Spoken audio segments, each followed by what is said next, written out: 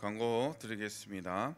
오늘 장인수비 집사님, 조은희 권사님 아들 장우진 형제 휴가 나와서 휴가차 한번 예배에 참석했습니다. 우리 한번 인사 드릴까요? 잠깐 한 번만 일어서 주시면 감사합니다. 인사 한번 드리겠습니다.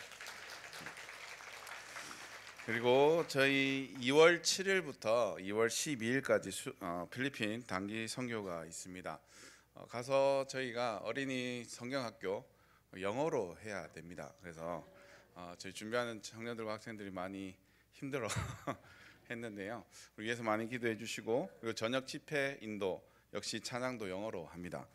저는 한글로 설교합니다.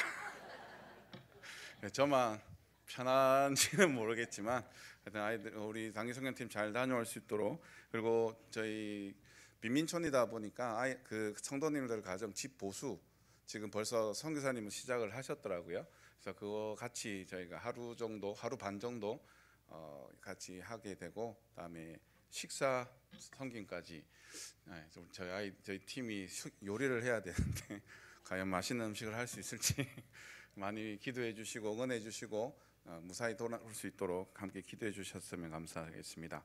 이 시간 우리 단기 선교팀 나오셔서 우리 특송하실 텐데, 오늘은 창원에서도 함께 해 주셨습니다. 우리 함께 하나님 앞에 찬양으로 영광 돌리겠습니다.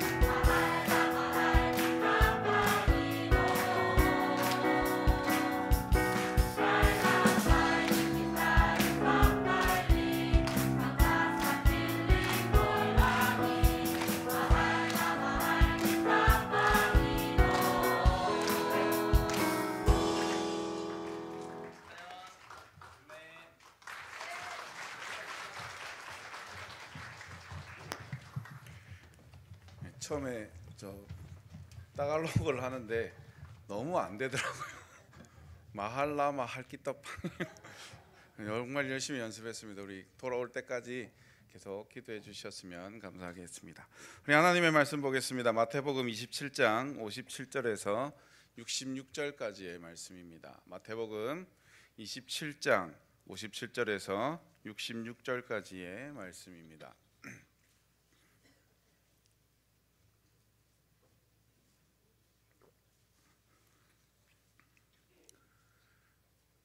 교독하겠습니다. 제가 먼저 읽겠습니다. 저물었을 때에 아리마대 부자 요셉이라 하는 사람이 왔으니 그도 예수의 제자라.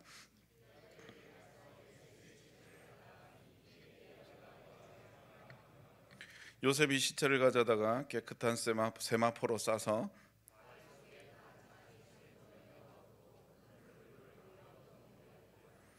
거기 막달라 마리아와 다른 마리아가 무덤을 향하여 앉았더라.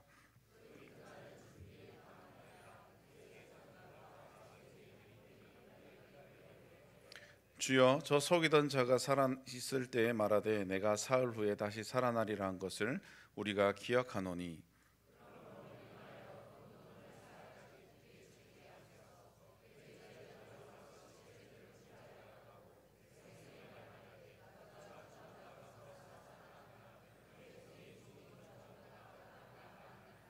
빌라도가 이르되 너희에게 경비병이 있으니 가서 힘대로 굳게 지키라 하거늘.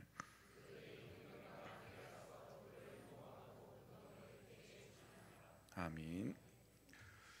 예수님의 십자가의 죽음과 부활은 그 자체만으로도 엄청난 사건이었죠.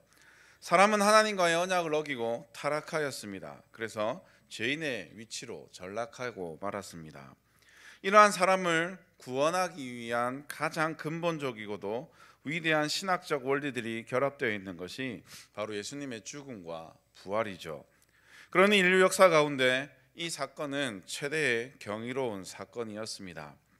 마태는 예수님의 대속적인 죽음과 부활 이후의 사건들을 매우 담담하게 그리고 있습니다. 다른 복음서들은 이 놀라운 사건에 대해서 경의와 기쁨의 감정을 비교적 직설적으로 표현하고 관련 사건들에 대한 다양한 정보들을 함께 기록하죠. 하지만 마태복음은 이를 극도로 단순화시키고 있습니다. 이는 마태복음의 1차 독자인 당시 유대인 출신 기독교인들에게 강조하여 전달하고 싶었던 메시지가 있었기 때문이죠. 본문 57절에서 61절에는 예수님의 장례 장면이 간략하게 기록되어 있습니다. 반면 요한복음에는 로마 군병들이 예수님의 죽음을 확인하기 위하여 창으로 옆구리를 찔렀다는 내용이 추가되어 있죠.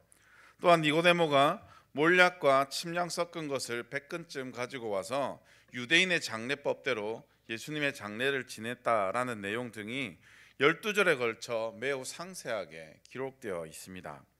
마가복음에도 빌라도가 예수님께서 벌써 죽었다라는 것을 이상히 여겨서 백부장에게 그것을 확인하는 내용이 기록되어 있습니다. 그리고 누가복음에는 갈릴리에서 온 여자들이 예수님을 위하여 향품과 유향을 준비했다는 등 마태복음에 없는 내용들을 기록하고 있죠. 마태복음은 예수님을 직접 수행했던 유대인 출신 제자들의 독특한 태도와 유대인의 고유한 풍습과 관계된 일들을 상세하게 기록을 하였던 복음서입니다. 그러나 이런 마태복음이 본 단락에 와서는 오히려 이러한 내용들을 다 생략하고 있는 것이죠. 이것은 이미 기정사실화된 예수님의 죽음보다 예수님의 부활과 부활의 확실함을 상대적으로 돋보이게 하기 위함입니다. 예수님께서 십자가에 돌아가시고 날이 저물었을 때 아리마대 사람 요셉이 빌라도를 찾아가죠. 그 이유는 예수님의 시체를 찾아가기 위함이었습니다. 본문은 이 요셉을 아리마다의 부자 그리고 예수님의 제자라 소개하고 있습니다. 다른 복음서에서는 이 아리마대 요셉을 사내들인의 공회원이고 하나님의 나라를 기다리는 자, 선하고 의로운 자로 소개할 뿐입니다. 오직 마태만이 이 아리마대 요셉을 부자로 소개하고 있죠. 이는 마태복음이 구약의 말씀이 성취됨을 강조하고 있기 때문입니다. 우리 이사야 53장 9절 말씀 함께 읽겠습니다. 시작.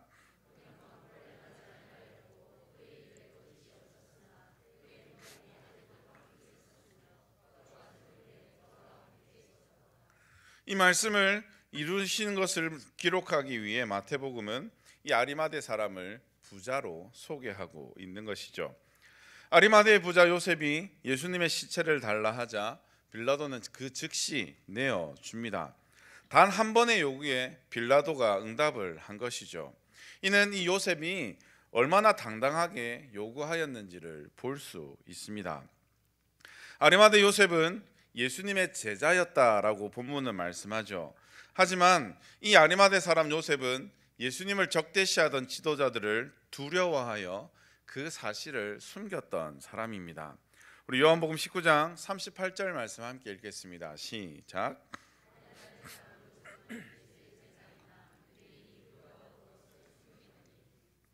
그러나 빌라도에게 예수님의 시체를 당당히 달라고 요구함으로써 이제 그는 내가 예수님의 제자입니다라는 것을 밝히게 된 것이죠. 아리마대 사람 요셉은 예수님의 죽음을 보고 그의 삶이 변하게 된 것입니다. 요셉은 예수님의 시체를 깨끗한 세마포로 싸서 바위 속에 판 자기 새 무덤에 넣어두고 큰 돌을 굴려 그 무덤을 막습니다. 깨끗한 세마포와 새 무덤, 이것은 요셉이 예수님의 장례를 아주 정성스럽게 준비하였다라는 것을 알려주죠. 세마포는 당시 매우 귀하고 값비싼 천이었습니다. 그리고 요셉은 이후 자신의 무덤으로 쓸 새 무덤에 예수님을 장사하죠. 일반적으로 당시 유대인들의 무덤은 여러 명을 한꺼번에 장사할 수 있는 무덤을 사용하였습니다. 그러나 예수님께서는 아직 아무도 장사된 일이 없는 새 무덤에 묻히게 되셨죠. 부활하신 이후 그 무덤은 빈 무덤이 되었고, 이는 예수님의 부활을 더욱더 분명하게 보여주는 증거가 되었습니다.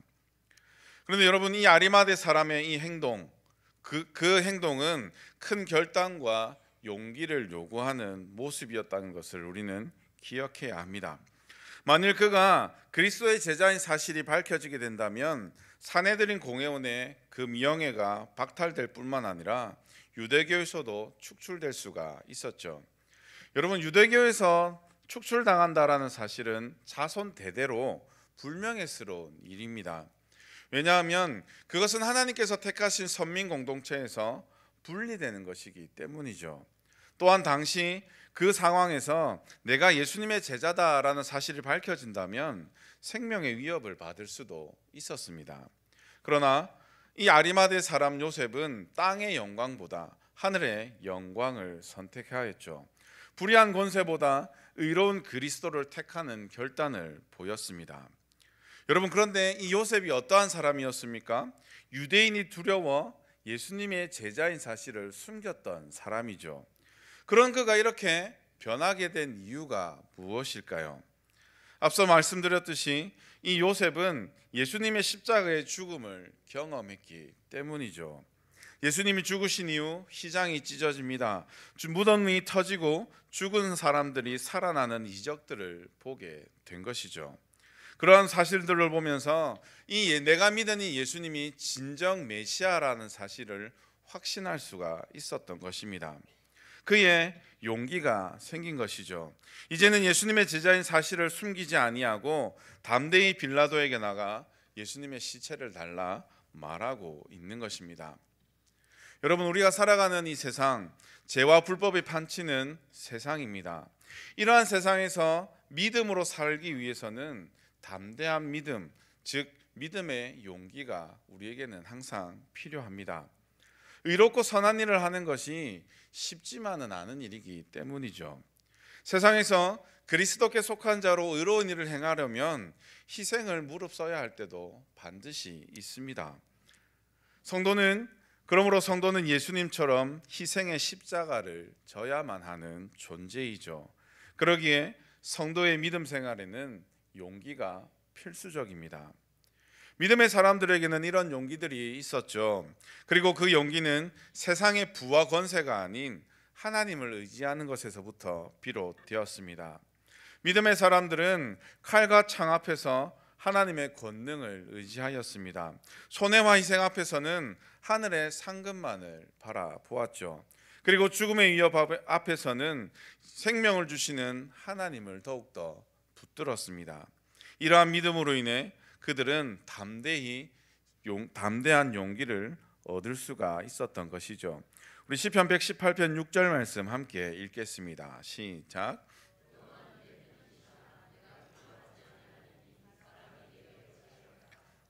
그러므로 우리는 용기를 가져야만 하는 것이죠. 용기는 신앙이라는 배의 돛대와도 같습니다. 존경받는 공회원이며 하나님의 나라를 기다리는 예수님의 제자였으나 그것을 숨기던 요셉에게 이 믿음의 용기가 생겼던 것입니다. 그래서 그는 그 신앙대로 행할 수가 있게 되었죠. 과연 나에게는 이 아리마대 사람 요셉과 같은 의로운 용기와 결단이 있는지를 돌아볼 수 있기를 바랍니다. 우리의 신앙의 배는 정체되지 아니하고 하나님을 향하여 나아가고 있는지 돌아보기를 원합니다. 예수님께서 우리를 위해 행하신 일들을 기억하십시오. 예수님께서 우리를 위하여 무엇을 행하여 주셨는지를 기억하십시오. 그렇다면 우리에게도 믿음의 용기를 가질 수 있게 될 것입니다. 우리 62절과 66절에는 대제사장들과 바리새인들로 인해 이 예수님의 무덤을 임봉하고 파수꾼들로 하여금 굳게 지키게 하였다라는 내용이 기록되어 있습니다. 이 역시도 마태복음에만 기록되어 있는 내용입니다. 그렇다면 예수님의 무덤을 군사들이 지킨 이유가 무엇입니까? 우리 64절 말씀 함께 읽겠습니다. 시작.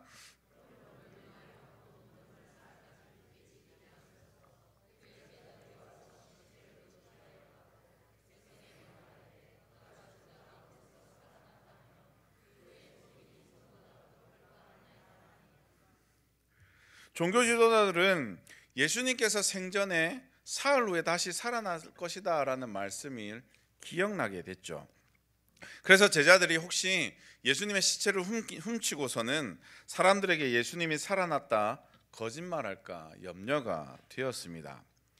유대 종교 지도자들은 만약 예수님께서 부활하셨다라는 소문이 퍼진다면 더 많은 사람들이 미혹될 것이라 생각했던 것이죠. 그렇게 되면 어떻게 됩니까? 그들의 입지는 더욱더 좁아지게 되는 것이죠.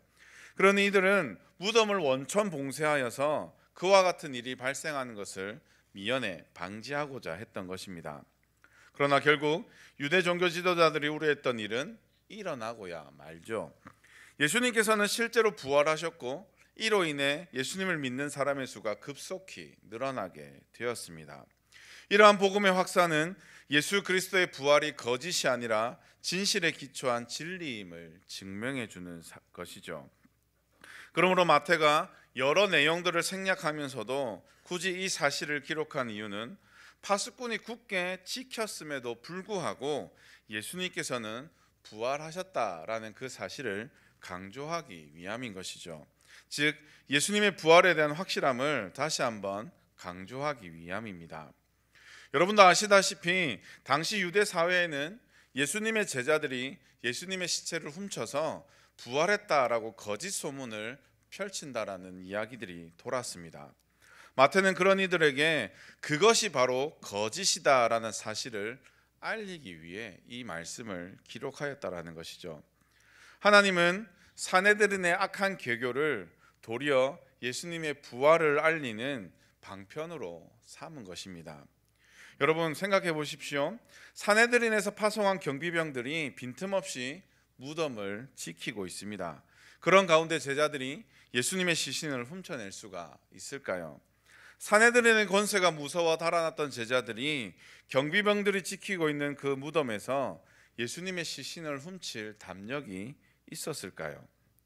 또 예수님께서 잠시 기절했다가 깨어났다 할지라도 그 병사들에게 발각되지 않았겠습니까? 그러므로 사내들인의 계책은 오히려 예수 그리스도의 부활의 확실성과 진실성을 증언해주는 하나님의 섭리로 이용되었던 것입니다. 하나님은 이렇게 악인의 계책마저도 진리의 증거로 사용하시는 전능하신 분이시죠. 우리 욥기 11장 7절에서 9절 말씀 함께 읽겠습니다. 시작.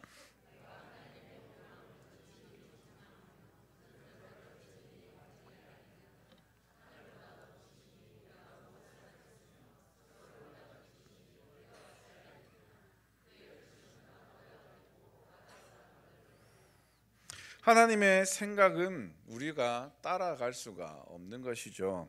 악한 자들의 계책으로 그리스도께서 십자가에 달리셨습니다. 하지만 그 일은 인류 대속을 이루시는 하나님의 구속 섭리의 중심이 되었죠. 악한 자들이 예수님의 무덤을 지켰습니다. 하지만 그 일로 인해 오히려 예수 그리스도의 부활의 역사적 사실성을 입증하게 되었습니다. 그러므로 누가 나를 모함한다 해도 세상이 나를 힘들게 한다 해도 너무나 걱정하지 마십시오. 누가 나를 해하려 교활한 계책을 짠다 할지라도 하나님께서 그 악을 선으로 갚아 주실 것입니다. 그다음 우리가 해야 할 것은 무엇입니까? 우리가 싸울 것이 아니라 우리는 하나님을 더욱 붙들고 기도함으로 인내하는 자들이 되어야 하는 것이겠죠. 오직 하나님을 믿으시고 하나님의 전지전능하심을 믿고 어떤 악한 일에도 우리가 담대히 믿음으로 승리할 수 있는 저와 여러분들이 될 수 있기를 간절히 소원합니다. 말씀을 맺겠습니다. 우리가 이 세상에서 믿음을 가진 성도로 살아간다는 것, 때로는 담대함이 필요합니다. 용기가 없이는 믿음의 삶을 살아내기가 참 어려운 세상입니다. 우리는 마지막 때를 살아가고 있죠. 마지막 때는 그 누구도 겪어보지 못한 환란이 있을 것이라 주님은 말씀하셨습니다. 그 환란을 이겨내기 위해서 우리에게는 용기가 필요합니다. 그뿐입니까? 일상의 삶을 살아갈 때 우리는 이 믿음의 용기가 필요한 순간들이 얼마나 많은지 모릅니다. 이웃, 형제, 교회를 사랑하는 것조차 우리에게는 용기가 필요한 일입니다. 우리의 삶의 다양한 선택지를 앞에 두고 내 이익과 내 뜻, 세상의 기준이 아니라 하나님의 뜻을 따라가겠다라는 것 또한 용기가 필요한 일이죠. 믿음으로 행할 때 우리는 세상으로부터 많은 어려움을 당하기도 합니다. 희생을 감내해야 할 때도 있습니다. 그러니 우리에게는 더 큰 믿음의 용기가 필요한 것이죠. 하지만 우리는 그것 때문에 두려워하거나 떨 필요가 없습니다. 우리를 위해 십자가에서 죽으시고 부활하신 예수 그리스도이시죠. 예수님은 이 세상의 악을 사용해서라도 선하신 하나님의 뜻을 이루시는 전능하신 하나님이십니다. 오늘 본문은 예수님이 십자가에 돌아가시고 부활하시기 전에 가장 어두운 때를 기록하고 있죠. 예수님의 죽음으로 인해 악인들이 득이양양하고 서로 모여 악을 계책합니다. 그러나 여러분 기억하십시오. 부활의 새벽은 밝아오고 있습니다. 해돋기 전이 가장 어두운 법이죠. 우리가 지금 암흑천지 사단의 죄와 사망의 권세 속에 있을지라도 하나님의 승리의 날은 어김없이 다가오고 있습니다. 어둠은 결코 빛을 이기지 못하는 법이죠. 한치 앞을 알 수 없는 세상에서 담대한 믿음으로 승리하는 저와 여러분들이 될 수 있기를 바랍니다. 우리 이번 단기 선교도 믿음의 용기를 가지고 선택한 일이지 않습니까? 말이 통하지 않고 힘든 환경 속으로 들어가기로 믿음으로 용기로 선택합니다. 부모님들은 어떻습니까? 각종 사건 사고에 여러 가지 염려와 걱정들이 되지만 용기를 가지고 보내기로 선택하였습니다. 교회 역시 마찬가지죠. 여러 가지 어려움들이 있겠지만 재정을 투입하며 이들을 보내겠다 선택하였습니다. 이러한 믿음의 용기를 선택한 우리에게 하나님은 분명 역사하시고 자신의 뜻을 이루실 것입니다. 우리의 발걸음을 통해 하나님께서 믿음의 일들을 이루실 것이죠. 이러한 믿음의 용기, 담대한 믿음이 우리에게 매일같이 요구되는 상황입니다. 그럴 때마다 우리를 위해 죽으시고 부활하신 예수님의 사랑을 의심하지 말고 예수님을 믿음으로 담대히 행하시는 저와 여러분들이 될 수 있기를 바랍니다. 그리할 때 하나님은 역사하시고 자신의 선하심을 우리에게 보여주실 것입니다. 그 영광을 바라보는 저와 여러분들의 삶이 될 수 있기를 간절히 소원합니다. 우리 함께 찬양 드리겠습니다.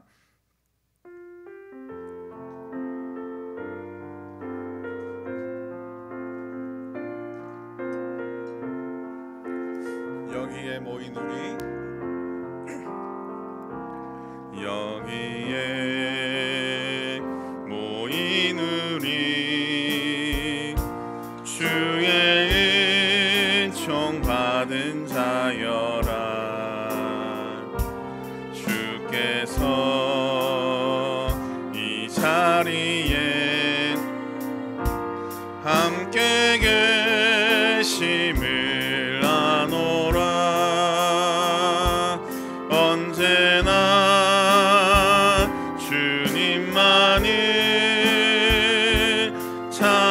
찬양하며 따라가리니 시험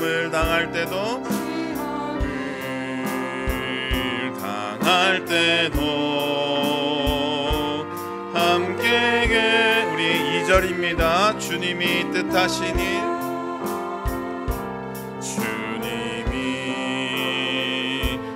뜻하신 일 헤아리기 어렵던 언제나 주 뜻 안에, 언제나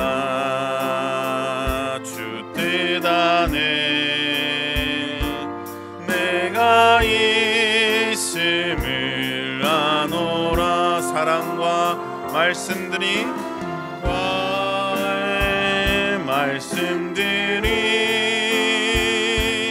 나를 더욱 새롭게 하니 때로는 넘어져도 채우신 이를 이 믿음 더욱 굳세라. 이 믿음 더욱 굳세라. 주가 지켜주신다.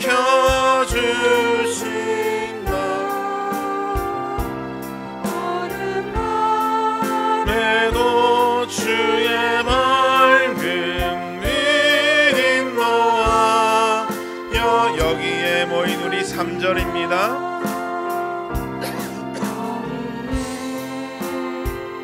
모인 우리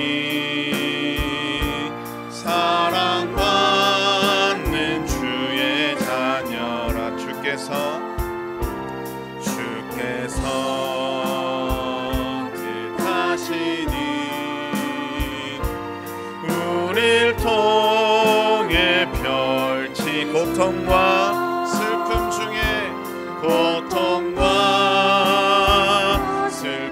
중에 더욱 주님 의지하오니 어려움 이겨내고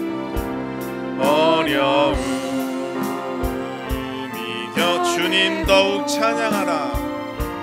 주님 더욱 함께 고백합시다. 이 믿음 더욱 굳세라. 더욱 굳세라. 주가 지켜주신다.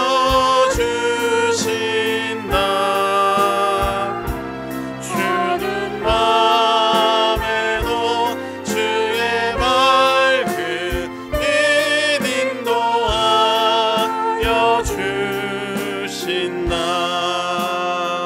우리 시간 함께 말씀을 기억하며 기도합시다. 사랑하는 성도 여러분, 어둠은 햇빛이 비치면 반드시 사라집니다. 우리 인생도 마찬가지죠. 아무리 어둡고 힘든 상황이라 할지라도, 정말 저 바닥을 헤매고 있는 우리 인생이라 할지라도, 우리 인생의 빛이 되시는 예수님으로 인해 우리는 밝은 길, 주의 길을 걸을 수 있습니다. 그러므로 우리에게 필요한 것은 담대한 믿음이죠. 하나님 이 시간 우리에게 담대한 믿음을 허락하여 달라고, 우리를 위해 죽으시고 부활하신 예수 그리스도로 말미암아 믿음을 더욱 허락하여 주시고, 그 믿음대로 살아가는 용기를 허락하여 주셔서 하나님의 길, 예수 그리스도 그 길을 걸을 수 있는 우리가 되게 하여 달라고 함께 기도합시다. 또한 믿음의 용기로 하나님 저 필리핀으로 복음을 전하러 가는 발걸음들 주님 복되게 하여 주시고, 우리의 발걸음으로 그 땅에 복음의 씨앗이 심기게 하시고, 모든 일정 가운데 하나님 은혜를 베푸시사 안전하게 돌아올 수 있도록, 그곳에서 하나님의 복음을 담대히 전할 수 있도록 붙들어 달라고 우리 시간 함께 기도하며 나아가겠습니다. 기도하시겠습니다. 살아계신 하나님 감사합니다. 주님, 우리 가운데 역사하시는 하나님, 우리와 함께 하시는 하나님, 우리 인생의 빛이 되신 하나님, 우리의 길을 인도하시는 그 하나님을 우리가 바라봅니다. 하나님, 우리 인생이 어두운 길 가운데 있다 할지라도, 하나님 우리 인생이 하나님 고난 가운데 어려운 가운데 있다 할지라도, 하나님 우리가 하나님과 함께 한다면, 하나님 예수 그리스도를 우리가 믿음으로 붙들고 나아갈 수 있다면, 우리를 위해 죽으시고 부활하신 그 예수 그리스도를 붙들고 나아간다면, 우리의 인생길이 하나님 밝음이요, 우리의 인생이 하나님 예수의 길로서 걸어갈 수 있음을 기억합니다. 주님, 우리에게 믿음의 용기를 허락하여 주시옵소서. 믿음의 믿음을 허락하여 주시고, 그 믿음대로 살아내는 용기를 허락하여 주시사, 나는 자로 너로나 치우치지 아니하며 오직 주의 길을 걸어갈 수 있는 우리 인생이 될 수 있도록 주님 역사하여 주시옵소서. 믿음의 용기를 가지고 선택한 필리핀 남녀 선교입니다. 하나님 돌아오는 발걸음 끝까지 주님께서 붙들어 주시고 하나님 인도하여 주셔서 하나님 그곳에 담대히 하나님의 복음을 전하게 하시고 우리의 발걸음이 하나님의 축복의 통로가 될 수 있는 내가 있게 하여 주옵소서. 모든 이들의 안전과 하나님 모든 것들을 지켜주시고 우리의 일정이 맞춰졌을 때 하나님께 영광으로 기쁨 돌릴 수 있는 영광 돌릴 수 있는 우리가 될 수 있도록 주님 함께하여 주시옵소서.